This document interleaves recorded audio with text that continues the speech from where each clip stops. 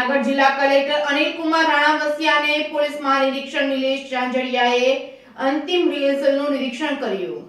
75માં પ્રજાસત્તાક દિનની રાજ્ય કક્ષાની ઉજવણી પીટીસી ગ્રાઉન્ડ ખાતે ફાઇનલ રિહર્સલ કરવામાં આવ્યું હતું। કલેક્ટર અનિલ કુમાર રાણાવસિયા, પોલીસ મહાનિરીક્ષક નિલેશ ચાંચડિયા તેમજ કમિશનર રાજસ્થાનના તેમજ જિલ્લા પોલીસ વડા હર્ષદ મહેતા સહિતના અધિકારીઓએ આ અંતિમ રિહર્સલનું નિરીક્ષણ કર્યું હતું। આ રિહર્સલમાં પોલીસ સહિતની એજન્સીઓએ શિસ્તબદ્ધ રીતે પરેડ કરી હતી। સાથે રોમાંચક પેદા કરનાર અશ્વ શો તેમજ ડોગ શો તેમજ બાઇક સ્ટન્ટ શો તેમજ 4 પ્રોફેશનલ ગ્રુપ સાથેનો 13 કલા જૂથો સાથેનો કલ્ચર મેગા ઇવેન્ટનું પણ રિહર્સલ કરવામાં આવ્યું હતું। આ રિહર્સલમાં પોલીસ સહિતના જવાનો પ્રજાસત્તાક દિનની પરેડમાં કોઈ કસર ન રહે તે રીતે જુસ્સાભેર પરેડ કરી હતી। 26મી જાન્યુઆરીએ થનાર પરેડમાં કદમ તાલ મિલાવવા માટે એક અનેરો ઉત્સાહ જોવા મળી રહ્યો છે। આ સાથે કલ્ચર મેગા ઇવેન્ટમાં પ્રોફેશનલ કલાકારો સાથે વિદ્યાર્થીઓમાં પણ અનેરો થનગનાટ જોવા મળી રહ્યો છે। 26મી જાન્યુઆરીએ ધ્વજવંદનનો સમગ્ર કાર્યક્રમ ગરિમાએ અને સુચારુ રીતે યોજાય તે માટે કલેક્ટરે સંબંધિત અધિકારીઓ સાથે પરામર્શ કર્યો હતો। સાથે મંચ પરથી બેઠક વ્યવસ્થા તેમજ આમંત્રિત મહાનુભાવોની બેઠક વ્યવસ્થા તેમજ પાર્કિંગ તેમજ પીવાના પાણી સહિતની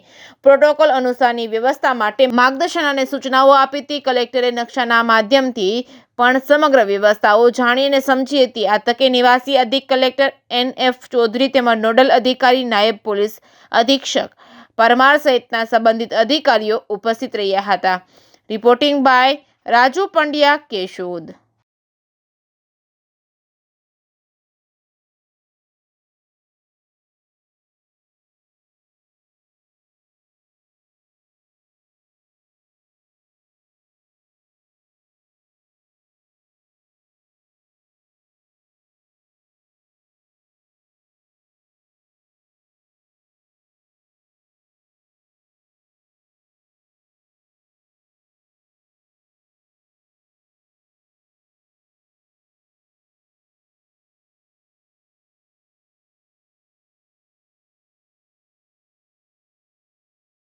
છે એમનું આજે પરેડ સહિતનું નિરીક્ષણ કરવામાં આવેલું છે।